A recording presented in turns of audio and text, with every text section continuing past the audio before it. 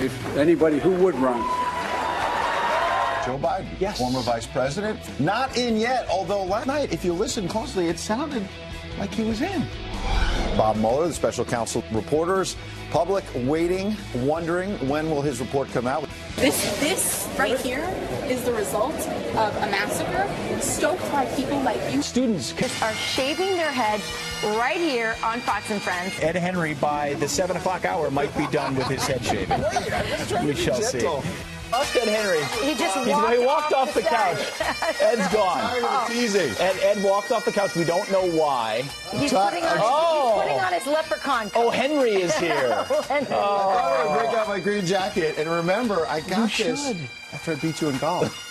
Masters is coming up in April. I forgot about that. Tease me you about beat me. No, hold on. You beat me in mini golf. Okay, it wasn't real golf. I missed a gimme putt. Wait, I was wearing a green tie. How random is that? You were, and now you're wearing your green jacket from that day. Why do you bring these things back? It's amazing. Happy St. Patty's Day. You look fantastic. Happy St. Patrick's Day. I've never had a host just walk off the couch, right? Yeah, no, we were all kind of right as the show started. I'm like, where is Ed Henry going? Mad. We planned it. And Ed, I have a small gift for you.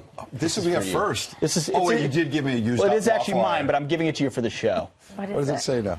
It says, still like beer. It's a Brett Kavanaugh St. Patty's t-shirt. You can wear that at your next journalist cocktail party. Yes. They'll love it. That sounds like a shot. All right. Happy St. Patrick's Day to everybody. We've got a bar outside. Got a bar. We're going to get into that. Bagpipes. We got a chef coming in with some Irish food. We also are going to test our knowledge of St. Patrick's and Ireland. You're going to have to go along with us. Tom Shula is going to be here a little later in the show. St. Patrick's Day celebrates the arrival of Christianity to Ireland in the 5th century. Sounds like Pete was on Wikipedia getting ready for the test. He's getting ready. We're going to have a Tom Shula's going to be here, and we're going to have a little contest trivia. So we'll have a contest. There's a contest going on among Democrats, and there's some breaking news that's gotten into the race officially. Kirsten Gillibrand, of course, senator from New York, she had been out there already testing the waters. She this morning has just released a new video saying she's in. Here she is. I chose brave too. We need a leader who makes Joe Biden, who kind of accidentally kind of said that he might be in the race. but as of right now, there are 13. Here's the list. She's the latest and greatest. You see them, you know them, you may or may not love them, but there they are stepping up and saying, we're in for this is lucky number 13. And there will be more, as you referred to, Rich. Well, interesting, because she's had a rough start, even before this, because she was testing the waters. Can't get any big Democrats from her home state of New York on board. Yeah. People wondering about that. Is that because people in her own delegation, House and Senate Democrats from New York, don't want to endorse her? Don't really like her? Yeah. Number one. And number two, remember how she kind of made her name in recent years? It was by taking down one of her own. In Al Franken from Minnesota over allegations of either sexual harassment or misconduct. And then in the last week or so, this story popped saying that her own office in the Senate didn't handle an allegation of sexual harassment well, and it was big controversy. So if she wants to go attack some of her fellow Democrats on sexual harassment, has a problem in her office, that's not good either. That doesn't sound brave. Well, it's always what happens after the video. Right. After you launch your campaign and the scrutiny begins, do you survive? And I don't know where she goes. But right. Well, Joe Biden was at a Democrat dinner, I believe, in Maryland, Delaware last night or 2 nights ago, and he says that he kind of accidentally said that he's running. So take a look. Folks, I know I get criticized. I'm told I get criticized by the New Left. I have the most progressive record of anybody running for the United States. If anybody who would run. I didn't mean.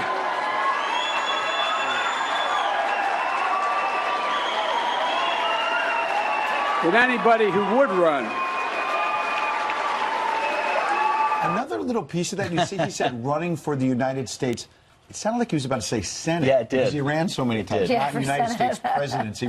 So also reminding people how long he's been around, that he's not a new face. Just an interesting little I think what he's doing is saying, hey, don't fall in love with Beto yet. I'm still coming. He's flirting with Beto right now. Yeah. he knows where his threat is. I'm told I get criticized by the New Left, which is the new center of the Democrat Party. As you Party. said last Bernie hour, wing. these activists. Yes. That Biden may be saying, I really want to get in here. And you can't just look them in the eye these young folks and say, I'm the most progressive guy in the race. They will look at your, 30, 40 years in public life and say, look where you were. Were you jumping and screaming about climate change? Because that's World War II to us now. Where were you? They don't think Chelsea Clinton is progressive enough. Did you tear down the wall? Oh, no, you voted for wall funding. Oh, were you for Medicare for all? No, you thought Obamacare was a big effing deal. Like, he's going to run into a serious problem. He is not pure enough and not good enough. That's why he's waiting and hesitating to see whether there's even a constituency. President Trump. And it's not going to be a John Gent that you saw with what they did with Chelsea Clinton. He's going to be accosted. Very bold right now. He's going to have that video that goes viral where they're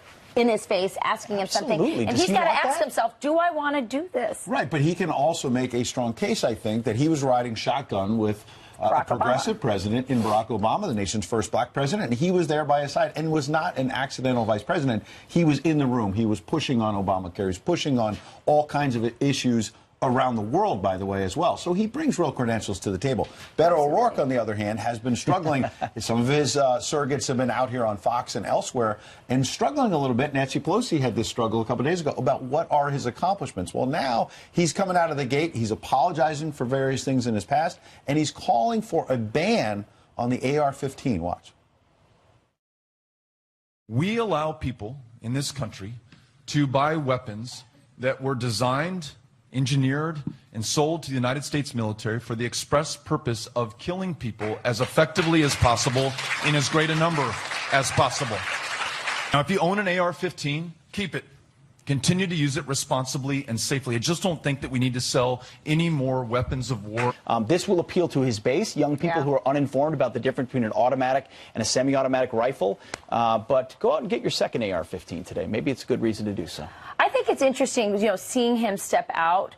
He just doesn't seem as presidential as I expected him to seem. That's a good point. And, you saw that kind of with when Donald Trump had 16 other candidates. There were some that were really actually great governors who just, once they got onto that platform, didn't quite seem presidential.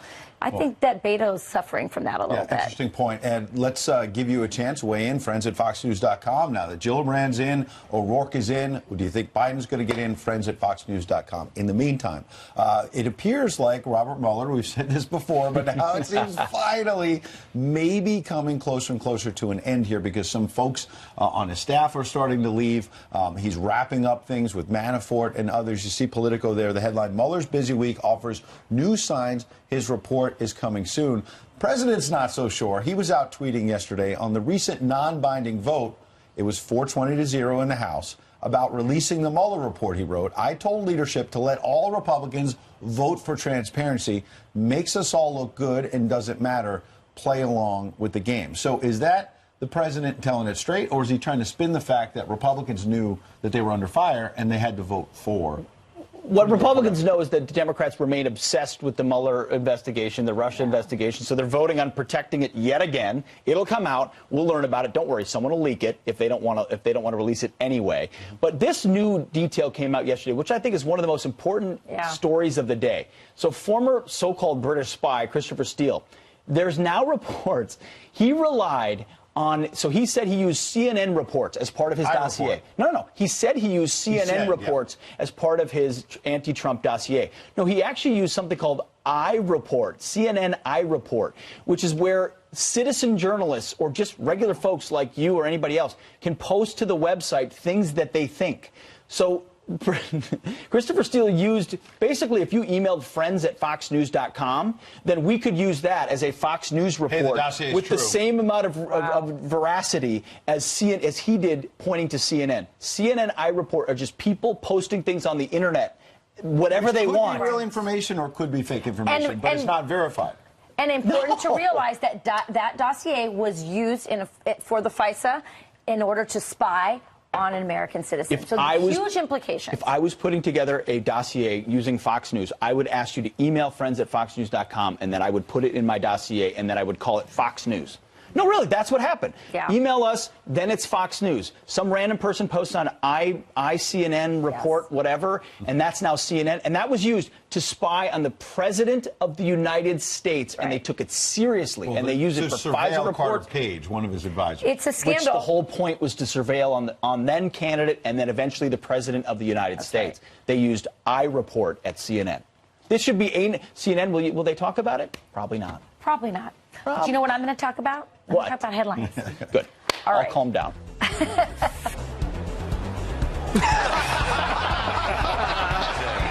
That's the modern Tiger. Tiger never would have done that before. That's what they're trying to say. He's lightened up. He's lightened up. Well, the two are sharing a laugh, and Woods is 3 under par, but well behind the leader heading into today's final round. And those are your headlines. Fun little moment. That was Good stuff. That is cool. Well, law enforcement standing behind President Trump as a sheriff thanks him for vetoing Congress's block on his border emergency. That sheriff joins us next to tell us why Congress needs to acknowledge the crisis at the border. You have given us back our footing in law enforcement, but you've also given the American people back what they deserve, which is to be protected. He literally grabbed it out of the hole. Like, no one had ever really.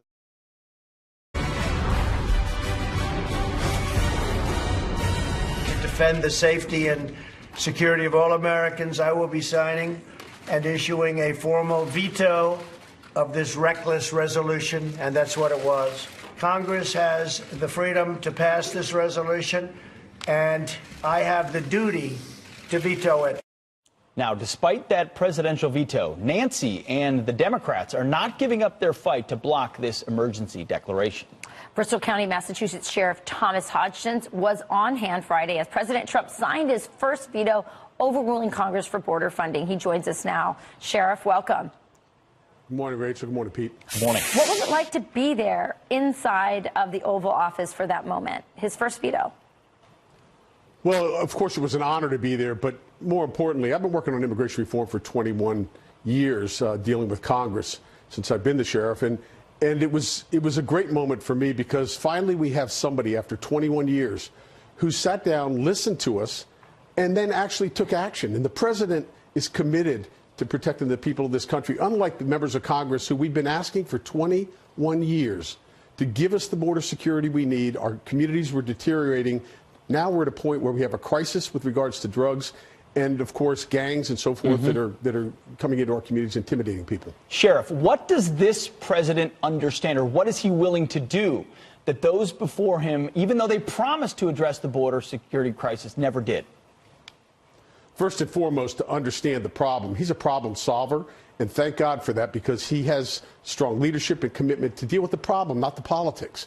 And the problem we have is the others in Congress over these 21 years have completely turned a deaf ear and a blind eye to law enforcement and the experts, the sheriffs on the border and America's sheriffs now across the country, as well as ICE and our other federal partners on Border Patrol. And he's doing what needs to be done for the people, and he doesn't care about the politics. Right, but I spoke to some members of Congress who were saying they support what the president wants to do on the border, but said they voted the way they voted because they did it on principle, constitutional issues, and concerned about what the Democrats might do if this precedent is set. What would you say to those members of Congress who say, I'm just being principled here? Look, I can't think of anything more principled than following through on your oath to protect the people. This is a crisis now in our communities, and they need to just do it. We've heard these different excuses for 21 years, whether it's principle or some other excuse. We got to look at the fact that people are dying in our communities. Kids are not waking up in the morning when their parents are going to their bedrooms. I have a mother who said that she encourages her son to come to her house and shoot up in front of her because she doesn't want him to die. She's all he has. She has. And, Wow. and this is going on all over the country. That's one story. We have a double overdose that happened in our county where the mother and father were on the floor overdosing, foaming at the mouth, and the 3-year-old was rubbing the mother trying to wake her up, and the 5-year-old toddler was trying to wake his father up. Wow. And this is what's going on across this country. Yeah. Yep, sounds like an Congress emergency needs to me. Look at it and deal with it. Yeah, it's There's horrible. no question about it. Yeah. Thank God Hodgson. the president is taking action. Amen. Well, thank you for your time. Thank you for your service to our country. We appreciate it, sir. Thank you, Sheriff. Thank you both for having right. me. You got it. To a Fox News alert next, Kirsten Gillibrand. About her campaign. Former economic advisor to President Obama, Robert Wolf, gives us an inside look at the Gillibrand, at Gillibrand and other Democrat hopefuls straight ahead. And an Australian senator loses it after being hit on the head with an egg this morning. He could now be in some trouble? Getting attacked in their own. Breast cancer is the leading cause of... Time now for your news by the numbers. First, 9 minutes. That's how short it took for a Texas woman to give birth to 6 babies. The sextuplets are in stable condition at the hospital's neonatal ICU. The mother's doing well. The odds of giving birth to sextuplets at one time are 1 in 4.7 billion. God bless her and those little ones. Next, $250. That's how much an Ohio woman could pay for dodging potholes. A trooper pulled the woman over after she swerved left of center. She says she did it to avoid the potholes. She plans to fight the ticket. Just beware of swerving left of center. It's always dangerous. And finally, $550 million. That's the size of the Powerball jackpot after no one took home the big prize last night. The over $500 million jackpot is the 8th largest ever. The next drawing is Wednesday night. Ed, down to you. All right, thanks a lot. Pete, we've got this Fox News alert. Kirsten Gillibrand officially announcing her presidential run. A lot of people expected that she would do that. The New York senator is now the 13th Democrat to officially join the crowded 2020 field. It could be more. Expected to be more. Our next guest has spoken personally with most of these key contenders. He's Robert Wolf, a former economic advisor of President Barack Obama, founder and CEO of 32 Advisors. He joins me now with a little bit of insight. Good to see you, sir. And a Fox News contributor. There were so many things to name about that's what you guys like to put. And a Duke fan as well.